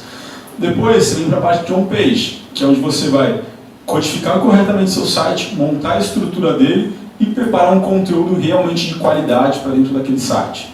Depois, a parte de conteúdo e frequência de publicação. Recomendação mínima, 1 post por semana. Você tem que estar sempre publicando conteúdo para o Google, o freshness de conteúdo, que a frequência e a atualização do conteúdo é um dos fatores de posicionamento. Sites que produzem conteúdo com frequência e atualizam conteúdo com frequência ganham um ponto a mais ali na hora de aparecer no Google. E depois você vem para a questão de construção de referência, que é como eu uso tanto a parte de assessoria de imprensa para referenciar minha marca no Google, ou como eu também construo links de forma mais natural possível, apontando de outros sites para o meu site. Aí eu vou começar a trabalhar a referência. Cada um desses elementos, isoladamente, eles não funcionam tão bem. O SEO você ganha muito no detalhe e num conjunto de ações. Não tem um fator específico, por exemplo, melhorei meu código de SEO, o código do meu site, vai ajudar? Vai, mas ele não é determinante para aparecer na primeira posição. São todos esses fatores combinados que vão fazer o seu site crescer cada vez mais na internet. Como que vocês fazem para saber que palavra-chave que meu cliente procura o meu serviço? O Google tem uma ferramenta que chama Planejador de Palavras-Chave, que fica dentro do Google AdWords. Que você coloca qualquer termo lá, ou inclusive você coloca o seu site, ele vai te mostrar quais são as palavras-chave que aparecem para o seu segmento, como que as pessoas buscam, quantas pesquisas existem por mês dessas palavras-chave, e aqui ele dá até um lance sugerido. Se você fosse comprar essa palavra-chave no AdWords, quanto custaria para você receber um clique? Então aqui, por exemplo, é um exemplo bem legal que mostra aqui. O termo em pesquisa aqui é detetive particular. Ou seja, quem está procurando quem oferece o serviço de detetive particular, são essas palavras que o Google considera como relacionadas e que as pessoas procuram na internet por elas. Qual que é a palavra-chave que tem maior volume de busca? Ou seja, que as pessoas mais procuram por mês? Detetive de traição. Ou seja, se você é uma pessoa que é um detetive particular e você não tem nenhuma página no seu site falando de detetive de traição, você não vai estar aparecendo para a grande maioria das pesquisas por mês. Então, se é importante para você aparecer em primeiro lugar para detetive de traição, você tem que mudar a sua página de pesquisa para detetive de traição e trabalhar conteúdo relacionado nesse termo. É muito mais importante do que detetive particular. Aqui, por exemplo, agência de detetive particular, 20 pessoas procuram por mês. Se a gente considerar uma taxa de conversão de 10%, que é uma taxa alta, aqui você vai ter 2 contatos por mês. Se você pegar aqui em cima, você vai ter 190 contatos por mês. Então, foi? Sim. Então, esse planejador de palavras-chave, pessoal, quem quiser procurar no Google, é só digitar lá, planejador de palavras-chave, clica no link, provavelmente ele vai pedir um cadastrinho para vocês fazerem, mas vocês conseguem lá jogar seu principal produto, seu principal serviço. Garanto que vocês vão se surpreender com os termos que aparecem relacionados aos seus produtos e serviços. Como que as pessoas procuram isso daí na internet. Legal, pessoal? Espero o pessoal tirar foto aqui e já passo para o próximo.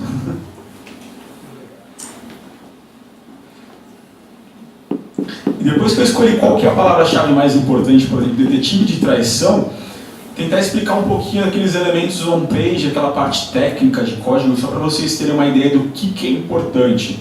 Então, quando eu falo de elementos on-page, detetive de traição é a minha palavra-chave, ela tem que aparecer em todos esses elementos dentro de uma página na internet. Então, Então aqui eu falo, na minha URL tem que aparecer detetive de traição, no meu cabeçalho 1, que é o que a gente chama de H1, tem que aparecer detetive de traição, na imagem aqui tem que estar com o título de detetive de traição em alguma coisa, no atributo Alt, que é para quem tem deficiência, conseguir saber que aquela imagem eu também preciso preencher isso daí, o conteúdo, cabeçalho 2, o título da página ali em cima precisa ter detetive de traição. Então são vários elementos para você preparar uma página e aparecer para esse termo. Mesmo que na sua página não tenha nada de detetive de traição, mas entende? Ou seja, o seu conteúdo teria que estar relacionado. Sim, o conteúdo... Mas tem acho que tem gente que usa dessa forma, né? Ele usa palavras-chave para atrair, mas não necessariamente o conteúdo. Então, o Google, isso daí funcionava muito no passado. Hoje o Google já criou, hoje não, né? Faz um bom tempo, já acho que uns 4 anos atrás, ele já criou vários algoritmos para justamente banir isso daí. Então, se você tenta fazer alguma coisa fake para receber tráfego, por exemplo, você quer aparecer para detetive de traição, mas eu vendo flor na internet, o Google não vai te posicionar. Porque ele sabe que você não é relevante, tem vários algoritmos de conteúdo, de spam e de outras coisas que proíbem isso daí. Dá para fazer, essa parte de concorrente na parte de SEO não é a primeira estratégia para se utilizar, mas dá para fazer. Tem um caso interessante, posso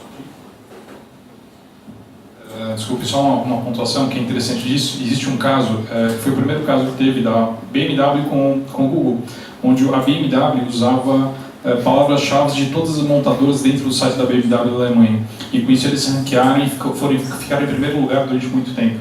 Então é interessante tomar certo cuidado, que ele realmente está comentando, porque se o elemento homepage não tiver um conteúdo relevante, você vai ser punido muito, né? E prejudica bem. Sim.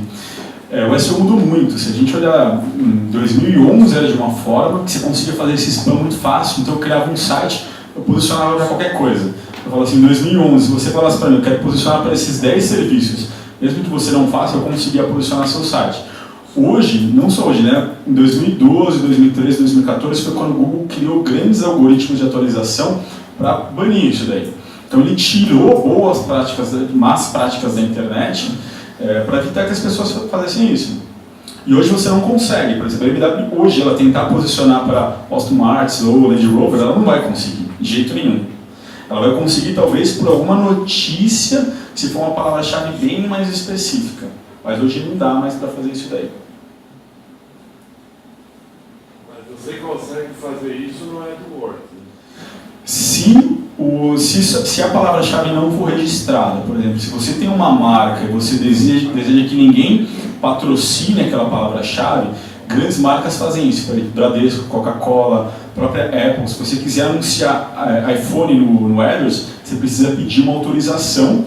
Primeiro para a Apple precisa te mandar uma autorização e você tem que mandar para o Google essa autorização. Aí você consegue. Se você não for lá para o Google e falar, Google, esse produto é exclusivo meu, não quero que ninguém ofereça ele no AdWords, ele vai poder oferecer. Inclusive tem vários casos de concorrentes, daí é muito grande. Então você vai lá, coloca o nome do seu concorrente, quando a pessoa procura, ela mostra o seu anúncio, você gera tráfego. Isso é muito comum. Sim, muito comum. Assim, é mais um problema, digamos assim, ético do que efetivamente ser proibido ou não. E o Google não faz nada. Ele só faz se tiver uma trademark relacionada àquela palavra-chave, por exemplo, Bradesco. Teoricamente, só quem pode usar o nome Bradesco é o próprio Bradesco. Nome de perfume, geralmente é assim, produtos que têm um grande volume de buscas, eles são dessa forma, eles têm uma marca registrada. Legal? Você pode usar também, eu uso muito aquela URL fantasma, né? Você cria uma URL parecida, mas depois você entra no ROIS, que é completamente diferente. Quer dizer, eu posso pôr plano de saúde Bradesco, passa. Sim, se você comprar o domínio plano de saúde Bradesco, você pode. Mas se você comprar o domínio plano de saúde Bradesco e você tentar patrocinar a palavra-chave Bradesco no AdWords, você não consegue. Plano de saúde sim, mas plano de saúde Bradesco não. Tudo que envolva, quando você coloca lá Bradesco ou iPhone, o Google vai bloquear a sua campanha. Ele fala assim, para você patrocinar essas palavras-chave, você precisa de autorização. Aí você tem que entrar em contato com o Bradesco, falar para eles mandarem uma autorização, você pega essa autorização, manda para o Google, o Google desbloqueia. Se você pegar nessa área de saúde, você vai ver que existem pelo menos 50 versões diferentes do mesmo nome de saúde. Eles fazem isso daí porque às vezes assim, ele cria uma URL, ele faz várias más práticas de SEO. O Google vai lá e bane o site dele, ele vai lá e compra uma outra URL e fica fazendo esse jogo. Fica tentando enganar o usuário, enfim, isso daí acontece assim na internet. Tem, assim, de vários casos. Estava falando com o pessoal do iFood, assim, o iFood, em termos de domínio, acho que eles têm mais de 100 domínios comprados, muito próximos a iFood, para ninguém utilizar. Então ele coloca tipo iFood com iFood e assim por diante. Assim, se a marca quer se proteger, eles vão ter uma estratégia de proteção digital. Se a marca quer se proteger, ela tem que ir lá e comprar todos os domínios próximos a ela, que as pessoas podem utilizar para evitar que isso daí aconteça. Legal? Então, voltando aqui, pessoal, esses elementos on-page mostram aonde que tem que estar os principais termos, as principais palavras-chave que vocês querem posicionar. Para quem quer fazer um teste no site de vocês, tem essa ferramenta aqui que ela tem uma versão gratuita, que ela é muito boa. A versão paga ela é acima de 500 URLs ou acima de 500 páginas. Que você instala lá no seu computador, você coloca o seu site lá e roda, ela vai te mostrar todos os erros relacionados à parte de SEO que o seu site tem. Então, se vocês já têm um programador, fica muito fácil dele identificar tudo que está errado, o que está faltando de título, o que está faltando de palavra-chave, por aí vai, dentro do site de vocês. Chama Screaming Frog. A questão de produção de conteúdo, por que ela é extremamente importante? Esse dado aqui, acho que é da Rock Content, que eles mostram sites que adotam a produção de conteúdo frequentemente, geralmente eles convertem 3,2 vezes mais do que sites que não produzem conteúdo com frequência. Então sim, é extremamente importante você ter uma frequência e uma pauta de publicação de conteúdo semanal. Como que vocês podem tirar sugestão para a criação de conteúdo? Abrindo o próprio Google, quando vocês começam a digitar aqui, ele vai mostrando aquele autocompletar, sabe aquelas palavrinhas? Aquilo lá são tudo palavras e pesquisas que as pessoas fazem no Google. Então, se você começar a escrever lá, por exemplo, como faço tal coisa, que o Google mostrar aquela sugestão, qualquer um daqueles temas que você pegar, você sabe que tem pessoas procurando por aquilo lá no Google. Ou vocês podem também usar essa ferramenta aqui que chama keywordtool.io, que a hora que você colocar a sua palavra-chave aqui, selecionar Brasil em português, ele vai te mostrar tudo que as pessoas procuram relacionado àquela palavra-chave. Então pega o seu principal produto, o seu principal serviço, coloque ele aqui, seleciona Brasil, português e dá um encontrar. Garanto que vocês vão ficar surpresos como as pessoas procuram pelo seu serviço e pelo seu produto na internet. Pode até colocar o nome da sua empresa e por aí vai. Aqui algumas ideias, até como quando a gente olha, por exemplo, para o colete da prova de bala. Ele traz todas essas sugestões. Então, por exemplo, colete de prova de bala nível 4, colete de prova de bala para civil, colete de prova de balas fit, falso, fabricante, faca, como que funciona, como fazer caseiro, por aí vai. Quer dizer que para um termo tem uma infinidade de buscas que as pessoas fazem, e das maneiras mais inusitadas que vocês podem imaginar. Aquele site ele dá o ranqueamento? Não, ele traz o volume de busca e as palavras-chave, ele não dá o ranqueamento. Produção de conteúdo, então, é extremamente importante. As principais páginas do seu serviço e do seu site, elas têm que estar com conteúdo show de bola, 100% otimizado e completo. Planeje a produção de conteúdo, atualize semanalmente o seu blog. Sugestão, no mínimo de 400 a 600 palavras para a produção de cada conteúdo. Existe uma pesquisa que mostra, principalmente nos Estados Unidos, que é um segmento mais concorrido, mercado mais concorrido, que artigos de 1.500 a 2.000 palavras são os que estão na primeira página do Google. Então não se limitem a 600. Se vocês puderem escrever um artigo de 2.000 palavras, desde que ele esteja estruturado de forma correta, a chance de você aparecer na primeira página ainda é maior. A construção de relevância de links, como que funciona? Então, hoje o link building ele funciona da seguinte maneira: quanto mais links as pessoas a internet aponta para o seu site, mais relevante você é. Só que o Google usa dois fatores para garantir a qualidade desses links. Um dos primeiros, e isso foi o que diferenciou ele dos outros buscadores no começo. O primeiro que ele chama de link juicy, ou que é, como posso explicar de uma forma fácil, é como a força de um site se dissemina na internet. Então, você tem um site extremamente relevante, quando ele linka para um outro site, ele está passando parte da força dele. E por aí vai, de site em site. E tem outro indicador extremamente importante que é o Trust Rank, que é o que? O Google ele selecionou lá, não sei se são 100 ou 200 sites, que ele considera que são realmente importantes, por exemplo, como se fosse um site do Banco Central do Brasil. Ele sabe que ali não tem fraude, que aquele é um site verídico. E aí, a distância entre o site do Banco Central e o seu site é o que vai determinar, também ajudar a determinar seu posicionamento e sua relevância. Quanto mais próximo um link do Banco Central chegar até o seu site, mais relevante ele vai ser, mais confiante ele vai ser. Então são esses dois fatores que ajudam a gerar relevância dentro do site. Legal? Só no sentido. Voltando para o seu site, mas não do seu site para outro. Sim, assim, os links, eles vão... O link ele vai passando a relevância de força de site em site. Então, por exemplo, assim, você tem um site de nível 1, ele linka para um outro site, passou um pouco da relevância. Esse outro linka para um próximo. A relevância já não é a mesma, ela é de separo.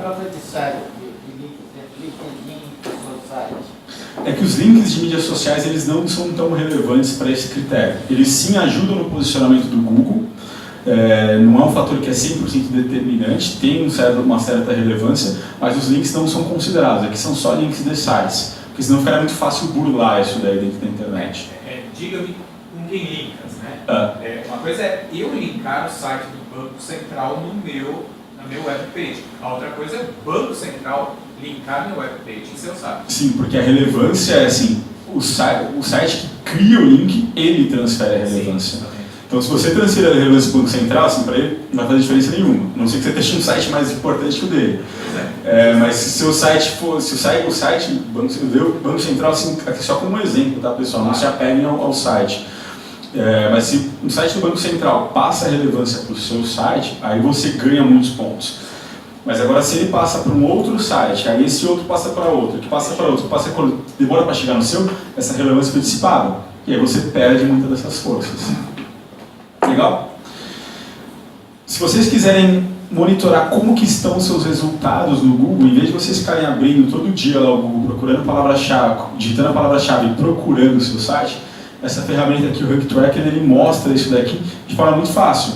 Então, você também instala no seu computador, tem uma versão gratuita que você coloca as palavras-chave lá, coloca para rodar e ele vai te falar em que posição o seu site está, os seus principais produtos e serviços. A questão de SEO e links patrocinados, como que funciona, pessoal? A parte de SEO, os resultados que eu falei, são como se fosse um navio. Você demora para começar a fazer ele andar, mas depois que ele anda, ele leva muita carga. O AdWords é extremamente rápido, você consegue às vezes criar uma campanha e colocar ela no ar em 1 ou 2 dias. Então ele te traz um resultado muito rápido, só que ele é um tráfego alugado. Você não tem ele para sempre. Parou de pagar, você para de aparecer. E o SEO, enquanto você estiver produzindo conteúdo e estiver trabalhando, você tem esse tráfego. Tomem muito cuidado para não concentrar a estratégia de vocês em um único tipo de tráfego. Nesse exemplo aqui, esse aqui é um print do Google Analytics que mostra, por exemplo, esse site ele tem 78% do tráfego vindo do Google AdWords. Se você deixa de pagar o boleto do Google ou simplesmente se o Google AdWords para de funcionar do dia para a noite, você perdeu quase 80% das suas visitas. Imagine você perder 80% dos orçamentos da equipe comercial do dia para a noite. Então não fique independente.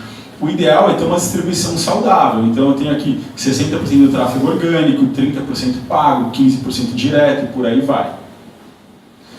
Falando em termos de expectativa de resultados, aqui em duas realidades completamente diferentes. O Marco mostrou a primeira. Um site que tem 100 mil visitas, ele demora para chegar até 100 mil visitas. Um site um pouquinho menor aqui que chegou a 1.500 visitas, também vai sendo construída mês a mês essa relevância até ele chegar em 1.500 visitas. Então o SEO ele não é do dia para a noite que acontece. Vocês têm que ter essa paciência, mas o certo é, quanto antes eu começar, antes eu vou colher esses resultados. Então checklist. Primeiro, pesquise bem as palavras-chave, estruturem corretamente o HTML e a correção de erros, o Screaming Frog vai ajudar vocês a fazerem isso. Produção de conteúdo com recomendação no mínimo 4 artigos por mês. Construam referência, quem usa assessoria de imprensa já ajuda bastante nisso daqui. E a parte de mensuração de dados. Agora eu vou passar um pouquinho para vocês, pessoal, falar da questão de KPIs, como gerar conversão, enfim, como pegar tudo isso que a gente falou até agora e fazer transformar em resultado para, enfim, fechar a conta no final do mês e gerar venda para a empresa de vocês. Então, é legal começar com essa frase aqui falando que eu sei que a metade dos dólares que invisto em publicidade é perdido, eu só não sei qual metade. Só que essa frase aqui era da década de 20. Hoje, medir a efetividade de qualquer esforço, qualquer campanha de marketing digital é extremamente fácil. Dá para fazer. Só que a maioria das empresas não medem essa efetividade. Essa frase aqui também é extremamente importante, falando dessa questão de Big Data, de inteligência artificial, que fala que os dados são o novo petróleo. Só que ele não vale absolutamente nada no estado bruto. Não adianta você ter o seu dado lá e simplesmente ele está guardado na gaveta, você vai transformar ele em informação. Então o primeiro passo é encontrar o seu dado. Depois, extrair ele de onde você quer, refinar, que é como que eu transformo esse dado em informação, para depois utilizar ele a favor da nossa empresa, para enfim conseguir gerar resultado e mexer no final do mês no resultado da empresa. Essa matéria do The Economist aqui ela está um pouquinho atrasada, mas ela fala já que o recurso mais valioso do mundo já não é mais o petróleo, e sim os dados. E aqui você vê empresas simulando Uber, Google e por aí vai. Uma prova real da importância de dados. Quem aqui arrisca dizer qual que é o maior varejista americano em valor de mercado? Amazon, 370 bilhões de dólares. Segundo, Alibaba, 230 bilhões de dólares. Em terceiro vem o Walmart, aqui com 160 bilhões de dólares. Depois a Target, ou seja, se eu somar os 10 maiores varejistas americanos, e aqui eu estou falando de marcas grandes, como Gap, Sears, Target, Best Buy, bem conhecidas, soma toda essa galera, eles ainda não chegam no valor de mercado da Amazon. Alguém aqui já viu alguma propaganda da Amazon na TV? Recentemente eles estão fazendo algumas propagandas porque eles estão lançando aquela loja e eles estão começando a ir para essa parte. Amazon Go. Quais foram os principais fatores de sucesso para a Amazon chegar onde ela chegou sem ter feito praticamente nenhuma propaganda na TV? Primeiro, criação de melhores experiências para os usuários através de teste de usabilidade. Sempre que você abre qualquer página da Amazon, você abriu a página, se você atualizar ela, pode ter certeza que mudou alguma coisa naquela página. Vocês eventualmente não vão perceber, mas eles às vezes deixaram alguma frase em negrito, diminuíram um pouquinho o preço, aumentaram tal informação. Todas as páginas que você abre da Amazon, eles estão testando, para saber o que funciona e o que não funciona. Depois, lealdade e engajamento de clientes. O CRM da Amazon, fenomenal. Hoje pode parecer muito óbvio isso daqui, né? Mas você pega 10 anos atrás, quando eles começaram com essas iniciativas, era completamente revolucionário. Todo mundo copiou. O e-mail marketing como principal canal de comunicação, rastreamento de todas as campanhas. O e-mail marketing, pessoal, ainda é o custo por aquisição mais baixo do marketing digital. Quando eu digo e-mail marketing, não é simplesmente comprei uma base e mandei um monte de e-mails. É assim, aquela pessoa que optou por receber a sua newsletter ou optou por receber a sua informação. É a maneira mais barata de você se comunicar diretamente com ela. Você gasta, às vezes, 1 centavo para mandar um e-mail marketing. Se você usar o servidor da Amazon, isso daí é muito mais barato. E o rating nível de produtos. Então, aquelas avaliaçõezinhas de produtos. Hoje, boa parte dos e-commerces tem essas avaliações, mas eles que começaram com isso aqui lá atrás. Então, esses foram os principais fatores de sucesso que levaram a Amazon de uma livraria na internet há 10 anos atrás para hoje o maior varejista mundial. Quando a gente fala de ferramenta para mensuração de dados, como que eu trabalho tudo isso? De onde que eu pego? Você tem ferramenta de Business Intelligence para levantar dados, CRM para fazer controle de clientes, gravação de ligação telefônica para saber como está o atendimento. Então hoje várias ferramentas, você grava de forma digital como está funcionando o atendimento, se a pessoa viu um folheto, um anúncio que eu coloquei numa revista da parte offline e ligou para aquele número, eu consigo rastrear essa ligação e saber se meu atendente está indo bem ou não. Plataforma de varredura e análise de dados, para saber se meu site está indo bem, se não está. Mensuração de satisfação.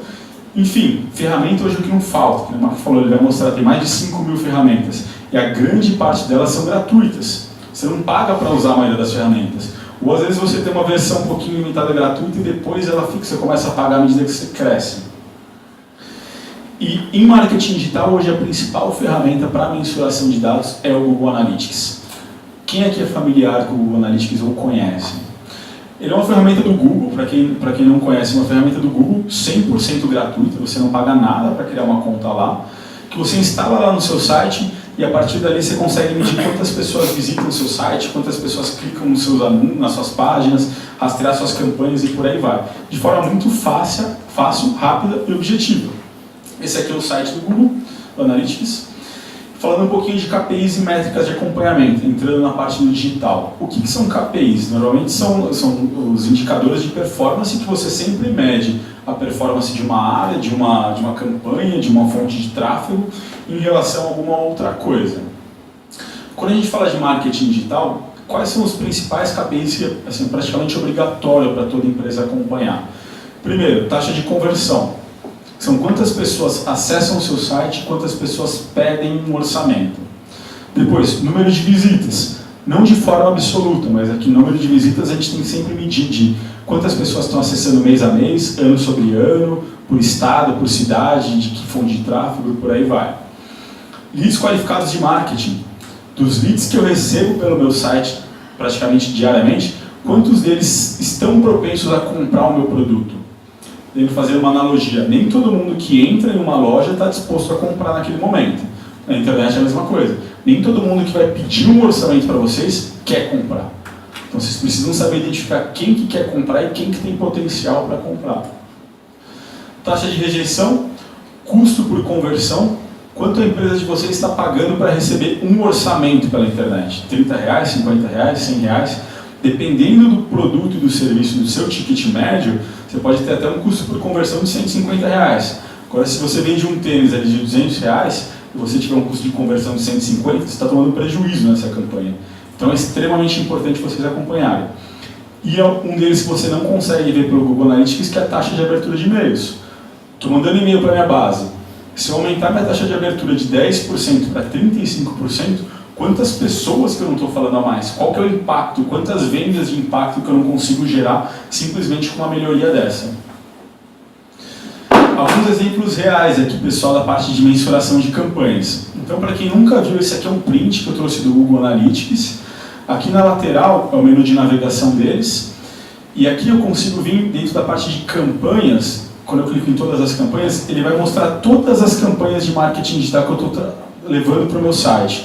Eu tampei aqui o nome das campanhas por razões óbvias, mas eu consigo ver quantos novos usuários cada campanha trouxe para o meu site e quantos pedidos de orçamento cada campanha gerou. Então, se eu olhar aqui a campanha de número 1, ela gerou 113 pedidos de orçamento. A campanha de número 2 gerou 150 pedidos de orçamento. E aqui a taxa de conversão. Se eu precisasse falar em que campanha que eu aumento o meu investimento para trazer um maior número de orçamentos, provavelmente seria essa campanha de número 8 aqui, que foi a que gerou menos, não gerou um número de usuários tão alto, mas a taxa de conversão dela está quase de 5%. Então ela foi muito mais assertiva no público. Então tem chance de que se eu aumentar aqui, eu consigo aumentar o meu número de orçamentos de forma mais fácil. Ok. Vou acelerar aqui, pessoal, não tinha visto. Por gentileza. Bom, pode terminar que a minha pergunta vai ser com respeito ao WhatsApp. Qual é o retorno entre a monetização do cliente através do WhatsApp e com o formulário dele do site? O WhatsApp hoje ele é como se fosse um telefone, ele não é mais... Mas manda mensagem, então, se tem mais ou menos? Estimativa de cabeça não, mas ele é comparado a uma linha telefônica, é um canal de atendimento. Outros exemplos reais, então por fonte de tráfego eu consigo saber por região como que está funcionando nas campanhas, mas eu sei que o marketing não trabalha sozinho. Falando em termos de venda, quais são os principais KPIs que estão atrelados também com a parte de marketing digital? Então, taxa de fechamento de novos negócios, taxa de aproveitamento por vendedor, vendas realizadas por vendedor, tempo médio de venda e resposta, custo de aquisição de novos clientes, o LTV, que é o tempo que seu cliente passa dentro da carteira da sua empresa. E hoje um dos principais problemas das empresas é acompanhar como que eu trabalho com esses KPIs de vendas e com os KPIs de marketing dentro de um mesmo lugar. Um dos principais termos que está em muito evidência, principalmente lá fora e está chegando forte no Brasil, é a questão do SMarketing, que é Sales and Marketing trabalhando juntos, que ficou com um trocadilho de como se fosse um marketing inteligente, que nada mais é do que vendas e marketing trabalhando dentro do mesmo ambiente e compartilhando os mesmos KPIs. Como que eu faço isso? Utilizando uma ferramenta de CRM e uma ferramenta de automação de marketing. De forma bem prática, qual que é o benefício que eu gero para a minha empresa em termos financeiros em relação a tudo isso? Primeiro, Você tem um feedback automático da equipe de vendas para a área de marketing. Você não depende daquelas apresentações, planilhas e relatórios. E você consegue saber qual ação você precisa fazer para reduzir o seu ciclo de vendas, melhorar o aproveitamento de vendedores, quantos leads a equipe de marketing precisa gerar, para qual região e para qual produto, como saber se o lead já está pronto para comprar o seu produto, para falar com o vendedor, como eu sei qual que é aquele lead qualificado de marketing, como que eu sei que o lead já está pronto para comprar. Se eu mandar só lead desqualificado para a minha equipe de vendas, eu desmotivo eles também. Então eu preciso mandar lead quente e lead aquecido para esse pessoal. E além disso, você tem um histórico de interações de todos os leads. Desde que a pessoa entrou, até o anúncio que ela clicou no Google, até ela virar um cliente, você tem um histórico completo de tudo que ela fez com a sua marca. Então isso te dá um poder de negociação na hora de vendas muito maior. Como que funciona a questão do comportamento do consumidor? Isso aqui é extremamente importante, pessoal, para vocês entenderem a dinâmica da internet e como adequar todas essas estratégias. Então, falando em termos de jornada de consumo, aqui eu tenho a questão de o consumidor, aqui as etapas dentro da jornada, e aqui o que a sua empresa precisa fazer em cada uma dessas etapas. Então, normalmente a pessoa abre o Google, por quê? Porque ela está apresenta alguma necessidade ou está com algum problema. Então, tive um problema, abri o Google, procurei na internet e aí ela vai encontrar empresas. A sua empresa precisa estar posicionada nos ambientes digitais, através de site, anúncios e SEO. Depois, ela vai avaliar se seu produto atende à necessidade dela, resolve aquela dor que ela tem latente. Então, seu conteúdo do site precisa estar explicativo. Não adianta ter seu nome do produto, você precisa explicar o que ele faz, para que ele serve, o que ele resolve. Depois, ele vai entrar em contato com você pela internet. E uma coisa que acontece, um comportamento que é 100% comum na internet inteira, ele entra em contato com a sua empresa e com no mínimo mais 2 concorrentes. Então você precisa ter um atendimento qualificado e de pronta resposta. Esse gráfico aqui mostra, se você responde esse lead que chega pela internet em até 1 minuto, suas chances de fechar negócio aumentam em 391%. Se você responde depois de 24 horas, que é para 17%. Por quê? A pessoa mandou para você e para o seu concorrente. Se o concorrente pegou o telefone antes, ligou para essa pessoa e falou com ela, e ele for bom de papo, perdeu a venda. Então não adianta gerar um número gigantesco de leads se seu atendimento comercial não é efetivo na hora de fechar esses contatos. Depois ele vai avaliar fatores como preço, qualidade e por aí vai. 57% da decisão de compra, porque se o cliente ele vai comprar o seu produto ou não, ele toma antes de falar com a sua empresa. Isso só reforça a necessidade do seu site ter qualidade, o conteúdo ser extremamente explicativo e ele chegar lá e identificar com a relevância da sua marca. Se você não tem nada disso daqui, as pessoas não estão nem chegando a entrar em contato com você. Isso mostra um aspecto que o Jorge falou agora há pouco sobre Juquiti, sem nenhum preconceito. Retorna aquela página, por favor. Questão da educação, o nosso colega ali no fundo também falou sobre estratégia de busca. É a questão do comportamento do indivíduo para quando ele vai na frente do teclado. Segundo a sua jornada, segunda jornada do consumidor, a 4ª etapa é a avaliação de fatores como preço e qualidade. Sim. E você está me dizendo que nas 2 primeiras, 57% das pessoas que se lançam a fazer uma negociação comercial já estão com a decisão de compra efetivada nessa etapa. Então, quer dizer, a pessoa já decidiu que vai comprar, mas o aspecto preço e qualidade, que efetivamente pode demovê-la dessa transação comercial, só vem depois. Isso depende muito do usuário. Você não pode colocar todos os usuários, como usando a expressão que o Marco usou, potencial cliente. Não, absolutamente. Potencial cliente são os 7 bilhões de humanos. Do contrário, não. Exige um nível de precisão naquilo que você deseja, existe um nível de sua exigência, o seu perfil do consumidor, exige um grau de o quanto você é leviano com o seu orçamento e o quanto você é sistemático com o seu orçamento. Enfim, eu acho que é uma série de variáveis que, se você não levar em questão, você não é o que eu estou querendo dizer é o seguinte: todo marketing digital ele precisa trazer para dentro desse universo o consumidor individual. Hoje, aquele termo do marketing 3.0 e 4.0, que até Kotler fala, assim, mudou completamente isso. Não sei quem falou do empoderamento do consumidor que está mudando. Não, já mudou. O consumidor toma a decisão hoje. Não é mais a empresa que fala, você precisa comprar isso. Ele escolhe, eu preciso comprar isso. Por isso que a decisão de compra está aqui em cima. Então ele vai avaliar bem a sua empresa, vai ver se seu produto é bom, vai ver se ele realmente precisa daquilo e se seu produto resolve a situação dele. Se ele não identificar esses fatores aqui, ele não vai entrar em contato com a sua empresa. Não vai ser um anúncio que vai fazer ele comprar, efetivamente. Por isso que essa jornada é extremamente importante. Então ele vai apresentar a necessidade, pesquisou na internet, achou a sua empresa, viu se o produto é realmente importante para ele, aí ele vai falar com a sua empresa e com os outros dois concorrentes. E aí ele vai ver assim, bom, esse aqui é melhor, o atendimento dele foi melhor, o preço cabe no meu bolso, consegui um desconto, e aí ele efetiva a compra. Isso daí já mudou, não é que está mudando. Principalmente com a geração mais nova. Então, só para finalizar aqui, pessoal, como que a gente consegue mensurar tudo isso daqui num lugar só? Hoje tem algumas ferramentas de CRM de automação. Aqui são alguns exemplos delas, que elas mostram desde o número de visitas, leads gerados e efetivamente até clientes que criam nossa plataforma.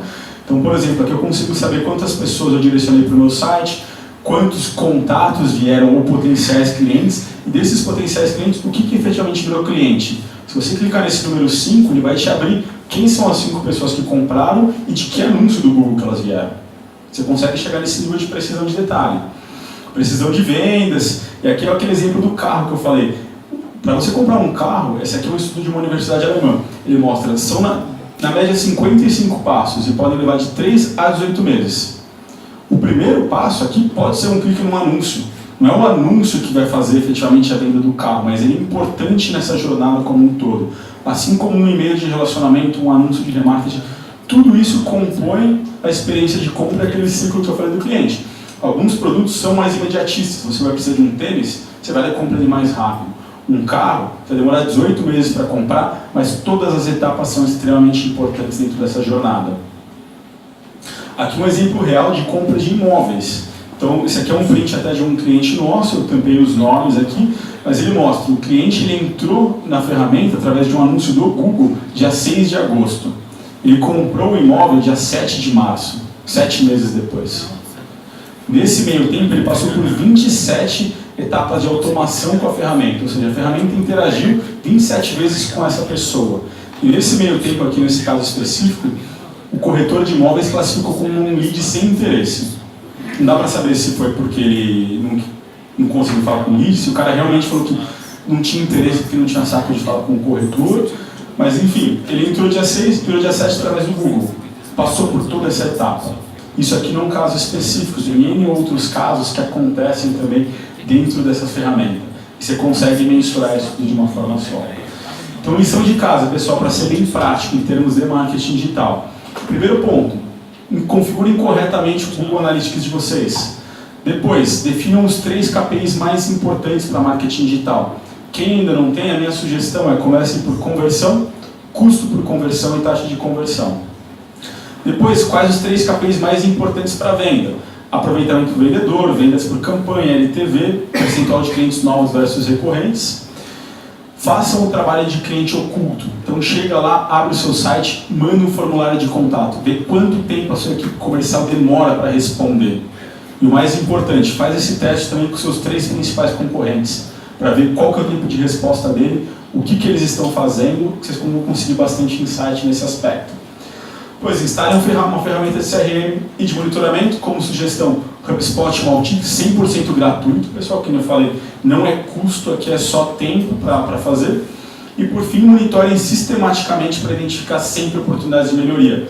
O marketing digital ele é muito dinâmico, vocês nunca vão acabar de trabalhar com ele e todo mês vai ter uma oportunidade de melhoria diferente.